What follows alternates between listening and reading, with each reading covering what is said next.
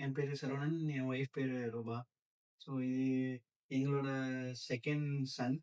ஆக்சுவலா first daughter ஆக்சுவலா. ஆ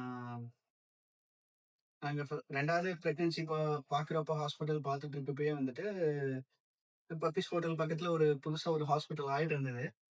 so just எங்களுக்கு ரெஃபரன்ஸ் வந்து எங்களோட மாமா. வேர்ட் ஆஃப் மவுத் மூலியமா தான் நாங்க ஃபர்ஸ்ட்டு இங்க வந்தோம் பிரியாஸ் ஹாஸ்பிட்டல்ல. ஆ வந்து ஃபர்ஸ்ட் டேவே வந்து 2ண்ட் ஸ்கேன்க்காக உள்ள என்டர் ஆனோம். அப்பயே வந்துட்டு மேடமோட கம்யூனிகேஷன் எங்களுக்கு ரொம்ப புடிச்சிருந்தது பேசிக்கா. அவங்க குடுத்த இன்புட்டும் சரி, அப்ப என் ஒய்ஃப்‌க்கு வாமிட்டிங் சென்சேஷன் ரொம்ப ஜாஸ்தியா இருந்தது. இன்டேக்கும் ரொம்ப கம்மியா இருந்தது.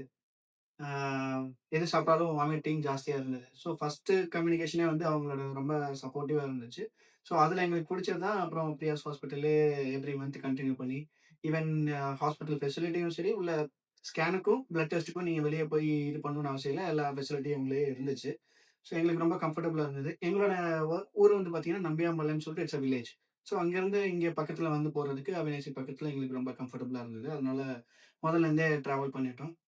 ஆம் பிரெக்னன்சி டைம்ல அ ஆக்சுவலா எங்களுக்கு குடுத்த டேட் வந்து December 3. Then a few medical காம்ப்ளிகேஷன்ஸ்னால கொஞ்சம் முன்னாடியே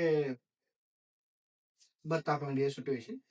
ஆ பையனும் அப்போ ஒரு டேட் கம்ஃபர்டபுளா அது நவ் நவம்பர் 11த் வந்து மேடம் சர்ஜரி சொல்லியிருந்தாங்க.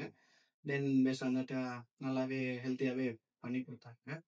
தென் பேபி கொஞ்சம் வெயிட்டா இருக்கிறதுனால, அ ஒரு ஒரு நர்சஸும் வந்துட்டு ஷிஃப்ட் வைஸ் அவங்க ஹேண்டில் பண்ண விதமும் ரொம்ப சப்போர்ட்டிவா இருந்துச்சு. எவ்ரி 1 ஹவர் வந்துட்டு பேபிக்கு கரெக்ட்டா இருக்காங்களா? அவங்களோட அப்சர்வேஷன்ஸ்லாம் கரெக்ட்டா பார்த்தாங்க. அவங்களுக்கு உண்டான ஃபீடும் சரி, ரொம்ப கரெக்ட்டா இருந்தது. எங்க பேபி வந்து பார்த்தீங்கன்னா, 2 கேஜி 100 கிராம் தான் இருந்தாங்க. ஆ எவ்ரி 1 ஹவர் அவங்களோட கேர் பெட்டரா இருந்ததுனால, இப்போ கொஞ்சம் வெயிட் கெயின் இம்ப்ரூவ் ஆயிருக்காங்க. ஆஃப்டர் 6 டேஸ் முடிச்சு போகையில, இப்போ ரொம்ப கம்ஃபர்டபுளா தான் இருக்கிறாங்க. ஸோ, கண்டிப்பா பிரியாஸ் ஹாஸ்பிட்டலோட சர்வீசஸ் எங்களுக்கு ரொம்ப ஹெல்ப்ஃபுல்லா இருந்துச்சு. Thanks to Monopriya ma'am and paediatrician Srinidhi ma'am as well. And thanks to the staffs.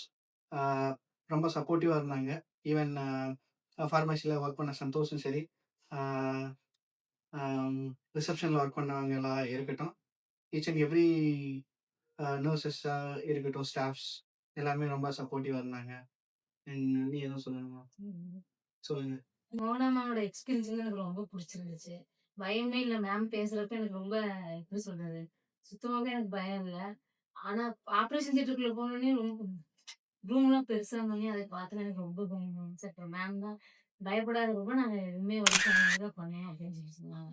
அப்புறம் குழந்தை பொறந்ததுக்கப்புறம் பேபி வந்து ஃபர்ஸ்ட்டு யார்ட்ட குடுக்குறதுன்னு சொல்லி கேட்டாங்க. நான் வந்து போய் அவங்க டாடிட்ட குடுங்கன்னு சொல்லி சொன்னேன். அதுக்கப்புறம் கொண்டு போய் குடுத்துட்டு வெளிய வந்து மேம் வந்து ஃபோட்டோலாம் எடுத்தேன்னு சொல்லி ஹஸ்பண்ட் சொன்னாங்க. அதெல்லாம் கேட்டோனே ஹேப்பியா இருந்துச்சு. அவங்களோட எக்ஸ்பீரியன்ஸ் ரொம்ப நல்லா இருந்துச்சு. Thank you.